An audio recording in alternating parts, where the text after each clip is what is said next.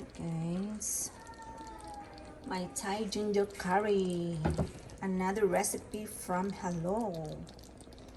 So I got my rice in there with a little bit of cilantro and lime on top. I add chicken with this curry because my husband don't like just pure vegetable, so I went and add chicken anyway. But this is the Thai ginger curry recipe from Hello, one of the recipe that I got from the box.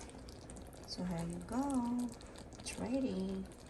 Smells so yummy and good with the curry.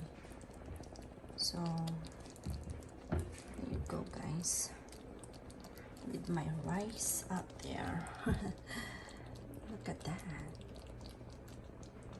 Yeah, just a few more minutes and it's ready. It's actually ready. I'm just trying to boil a little longer. Yeah. Alright, so that's it guys, it's ready.